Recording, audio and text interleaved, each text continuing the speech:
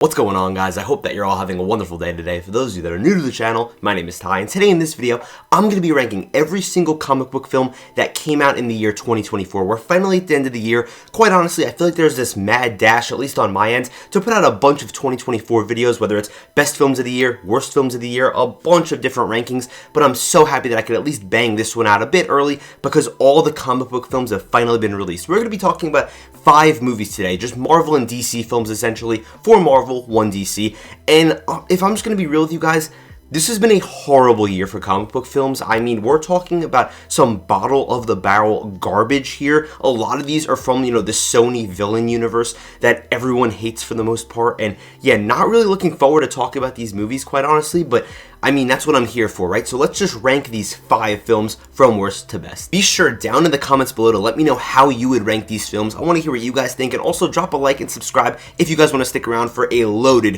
2025, which is going to be a much better year for comic book films, hopefully. But let's just start off with our 5th movie here, and listen, to pretty much no surprise, it's going to be Madame Web in last place. This movie, from a technical standpoint, is one of the most embarrassing films I have ever seen. Whether you want to talk about phoned-in performances, a terrible script, bad ADR, bad editing, every single aspect, I don't even know, sound design, everything in this film is god-awful. And it's funny because you've got Dakota Johnson, Sydney Sweeney, Isabella Merced, even Adam Scott in here for a minute. You think, oh, maybe we could do something with this talented group, and they do nothing. The cast feels like they don't even want to be there. The story in this film, which is very frustrating, it feels like it's a prequel to a much more interesting movie, because at the end of this film, we see the Spider-Women in their costumes, because now they're actually heroes. But we're watching them before they're heroes, trying to escape Ezekiel. I don't even know how I remember his name, like the evil Spider-Man guy.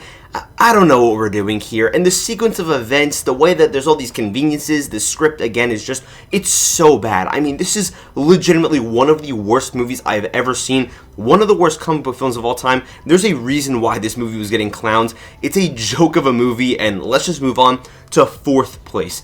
In 4th place, and this might actually surprise some people, but this is just my opinion, if you like this movie, I honestly understand why.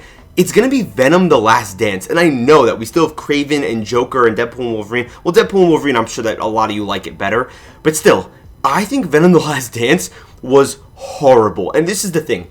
I'm not really a big fan of the Venom films, Venom 1 and Venom 2, but this is the thing. Those were kind of just fun and enjoyable. This 3rd one felt so gimmicky. First of all, we try to retcon and fix the ending of No Way Home with the post-credit scene to where Eddie travels to a universe and he's brought right back. I feel like every single line of dialogue in here was just so stiff. I'm really not a fan of the bromance with Tom Hardy and Venom. In fact, I honestly don't think that Tom Hardy is the right casting as Eddie Brock. You could call me crazy, but I even like Topher Grace better than him. Don't ask me why.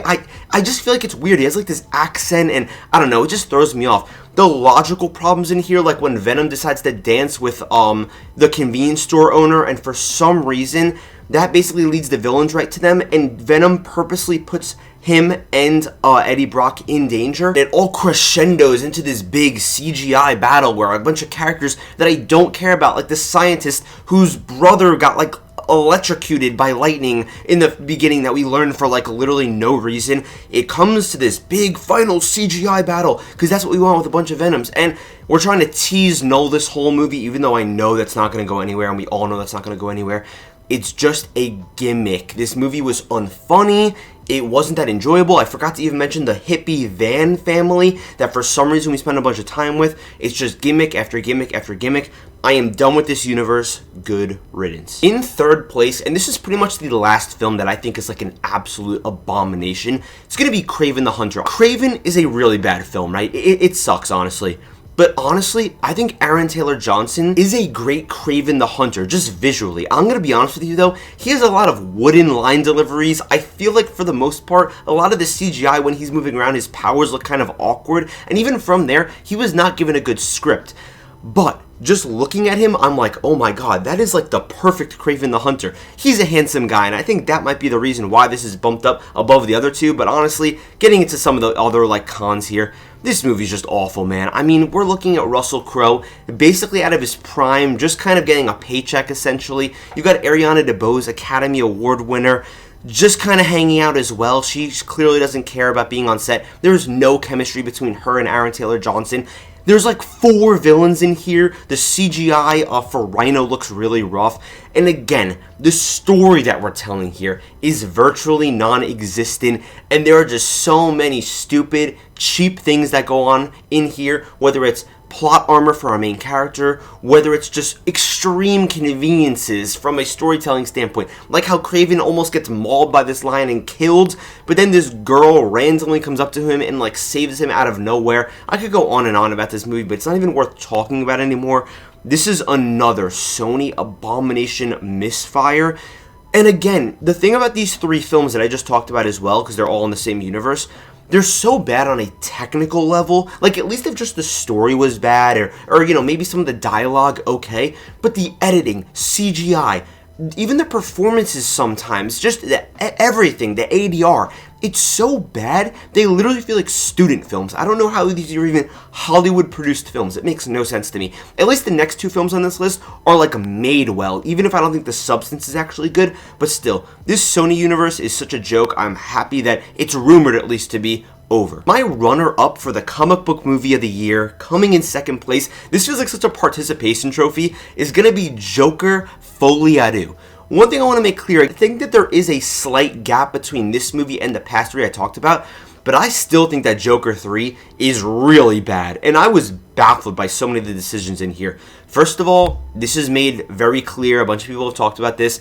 This film was made to basically piss off its own audience, and it basically undid Arthur as a character and said, hey, he's actually not the Joker. Inside of me, I'm kind of split, because I feel like on one side, that's kind of interesting, and I like the fact that everyone's telling Arthur that he's Joker, but he's like, wait, am I even Joker? But the other half of me thinks, wait, but then why is this even a Joker movie? Why are we using that IP? Why are we using that name? Oh, right, to sell tickets. Todd Phillips clearly made this very cynical, narcissistic film. I think it's boring. I think the musical numbers are just shoved in here. A pro that I would like to throw in here is that, honestly, I think that this is the most beautiful looking comic book film of the year, like from a cinematic level. I'll give them a lot of credit on the cinematography.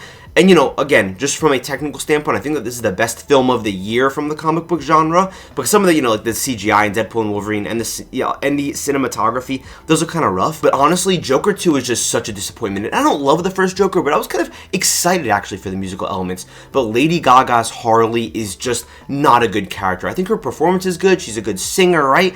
But I don't like the songs that she's singing. I think they're very out of place. And the way that this movie ends is so laughably bad on both the Lady Gaga side and the Joaquin Phoenix side for both their characters. I think they both end their arcs horribly. You got Brendan Gleeson in here, and also Tim Dillon, pretty much my favorite comedian, makes a cameo in here, so that was pretty cool to see. But yeah, this movie sucks. And we're finally at our movie in 1st place. First place is going to go to, and I feel like we're going on such a whimper in this video, but that's kind of just how my energy is feeling right now, because this has been such a bad year. It's going to be Deadpool and Wolverine. Deadpool and Wolverine is easily a top 3 most anticipated film for me within the past, 3 to 4 years. Like, I was obsessed with this movie. You guys look on my channel, and I say this every single time I talk about Deadpool and Wolverine. I made, 15 videos in, 6 months, practically, talking about this film. Rumored castings, all the little cameos, what the story is going to be, what the box office is going to be. I mean, I talked this movie to death.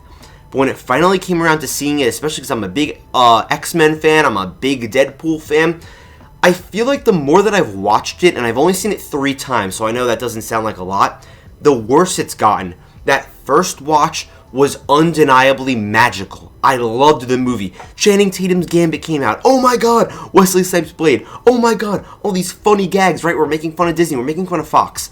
But then I rewatched it in theaters, and then I watched it a 3rd time at home on Disney+, and the story is really, really messy. Brutally messy. You've got, the TVA's introduction, at least on the movie side of the MCU, finally in this film. But again, it's just so messy and incoherent with what the goal is of Mr. Paradox and how he's trying to speed things up for some reason, and the way that anchor beings work and the logical flaws. Then you've got Emma Corrin's Cassandra Nova in the Void, and apparently she could have left at any time, but she chooses not to because she likes the Void. A lot of the CGI kind of throws me off. And this movie started to kind of feel, again, the more that I thought about it, like a gimmick. It's like they learned the wrong lessons from Spider-Man No Way Home, and they thought, rather than thinking about the fact that, hey, we told a pretty compelling story in No Way Home, even though I think that movie kind of has its problems, kind of like Deadpool and Wolverine, Marvel just thought, wait, we have cameos, we just bring them in and we don't care about the story, we're going to make $2 billion. And that's what they did with Deadpool and Wolverine. They brought in a bunch of cameos, they brought in Wolverine, and they were like, we're going to make a bunch of money. And it worked, but I don't think that they focused on the story, which is one of my biggest issues. Whether it's the Deadpool corpse just randomly showing up, I just don't like the direction they took. And don't get me wrong, I appreciate this movie and I have a lot of love for the movie deep down, but honestly, I just don't really think it's that great of a film anymore. I mean, I loved all the, gimmicks leading up to it and all the funny marketing and the trailer when it dropped. It was so hype. And I know I keep rambling here and I'll finish this up in a second, but yeah, the Madonna mic drop, all the songs were really awesome. And this movie is super entertaining from start to finish. But on rewatch, I don't know if the jokes hit as hard. Honestly, I could understand why people love this movie so much. I mean, I loved it after my first watch. I literally didn't stop talking about this movie for 6 months before it came out.